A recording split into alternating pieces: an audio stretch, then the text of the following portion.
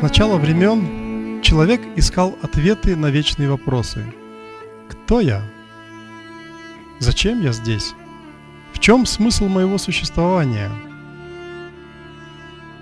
Многие великие инкарнации и пророки пытались пролить свет на эти загадки и направить человечество на путь духовного пробуждения. Как разнообразные цветы на одном древе жизни, они говорили о единой истине, используя различные метафоры. Будда видел просветление как ответ на все наши страдания. Он сравнивал этот процесс с раскрытием лотоса с 1000 лепестками на макушке головы. Мухаммед говорил о рухе, прохладном ветерке, исходящем из вершины головы и ладоней. Во время воскрешения ваши руки будут говорить, объяснял он.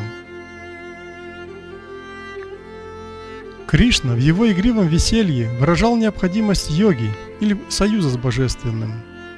Он говорил о коллективной природе человека и необходимости каждого из нас раствориться в океане блаженства. Христос также объяснял, что спасение придет только через второе рождение. Прощение и сострадание проложат дорогу к этому пробуждению, которое можно будет ощутить как языки прохладного пламени, окутывающие головы как божественные нимбы.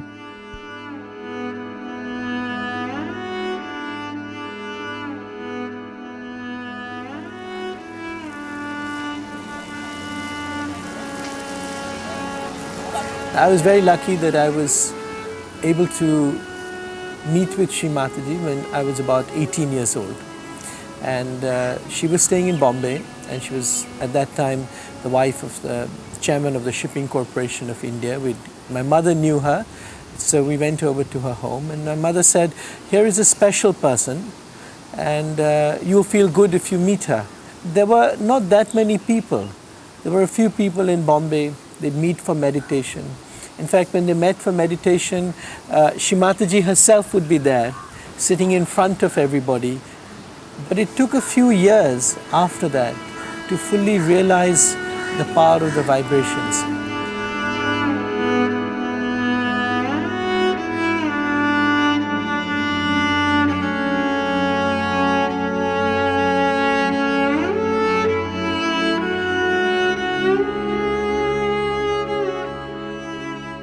В 1970 году Шри Матаджи Нирмала Деви начала обучать медитации небольшую группу искателей. На занятиях она стояла позади каждого и поднимала кундалини, кладя свою руку на различные энергетические центры, расположенные вдоль позвоночника. Это был естественный процесс пробуждения энергии чистого желания. Она приводила в движение силу, называемую кундалини. У каждого из нас эта энергия, свернутая в 3,5 оборота, находится в спящем состоянии в основании позвоночника, внутри крестцовой кости. Когда энергия пробуждается, она поднимается по позвоночному столбу, активизирует энергетические центры и, пройдя через макушку головы, соединяет наше тонкое тело с божественным началом. Несмотря на то, что первоначально Шри Матаджи встретила небольшую группу искателей истины, она искала универсальный метод, который позволил бы ей передать этот опыт большим группам людей. Вскоре ей удалось найти технику массовой самореализации.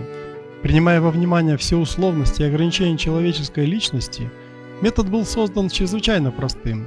Для пробуждения внутренней энергии искателю достаточно было изъявить свое желание, держа левую руку по направлению к Шри Матаджи. Словесные утверждения помогали материнской энергии кундалини подняться по позвоночнику, и этот опыт подтверждался ощущением прохладного потока на руках и над головой. По мере того, как все больше и больше людей проявляли желание почувствовать кундалини, Шри Матаджи начала движение по распространению массовой самореализации. We can see from one point of view that human beings are created as human beings. And they have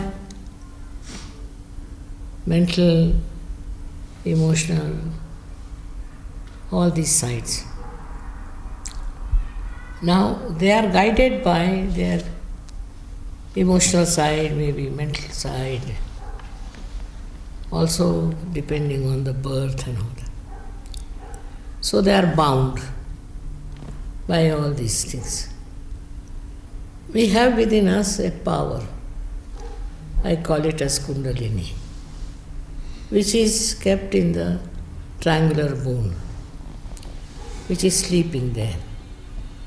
So when you awaken that Kundalini, she passes through these various aspects of her life and she enlightens them.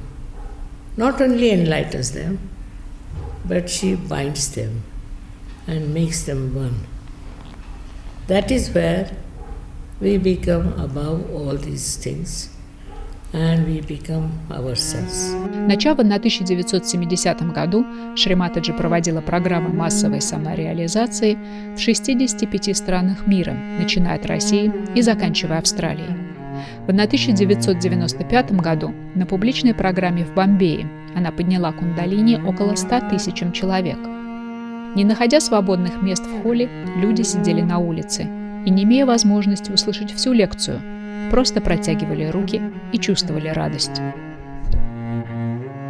When I came to Sri Mataji, I was the child of my generation.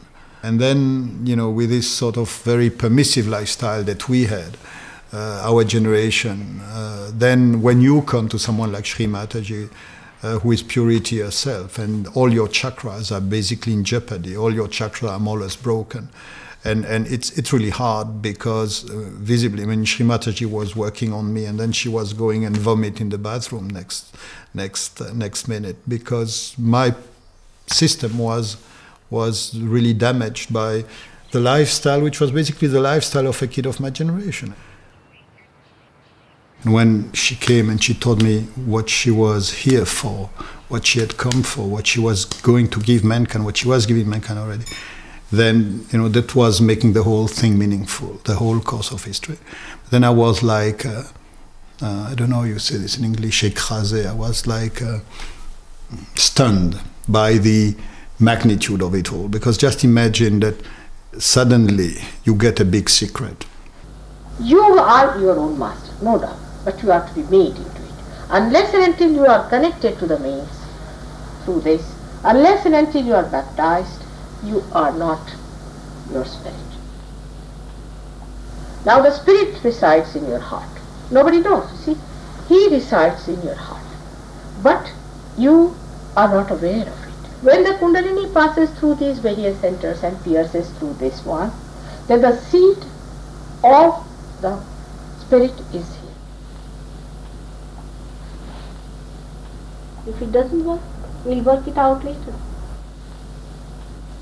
The chakras are simply anatomical locations that are physiologically understandable by terms of autonomic nervous plexi. So this is the cardiac plexus, the heart chakra is the cardiac plexus. The Vishuddhi is the cervical plexus. Now, what I don't understand is how you can get cool air coming out of your head. That's not part of my training. There is no way in allopathic medicine, in Western teaching, that you get cool air coming out of your head, and as it goes past here, you go into meditation. The knowledge about this subtle system, that is the Kundalini, about the 7 chakras, and about these 3 energy channels, all this is described in Yoga Sutra. What Sri Mataji has given to us, she has described how each energy centers, they are controlling different organs of our body. Any disease is because of some imbalance in these energy centers. The correction can be effected only with the Kundalini awakening. When this union of your own divine energy with the cosmic energy takes place, then yoga is said to have occurred. Normally, a person cannot stop his or her thoughts, but when the Kundalini gets awakened, then a person is put into a thoughtless state, and finally it goes up to the Sahasrara, and a person is feeling the cool breeze. Йога или энергетический союз превратилась в практику, не требующую больших усилий. Отпала необходимость стоять на голове или покупать дорогостоящую мантру. Получить свое просветление в сердце Лондона стало намного проще, чем в Гималаях. Не нужны стали и визиты в кабинет психолога. Шриматаджи не переживала по поводу количества людей на программах. Ее больше интересовало качество искателей. Она никогда не брала денег за самореализацию или разработку своего метода. Более того, вкладывала собственные средства в развитие сахаджа-йоги. До последнего дня Шриматаджи была уверена в том, что нет необходимости платить за свой собственный духовный рост. All these ideas about religion and God and all that must be again reformed.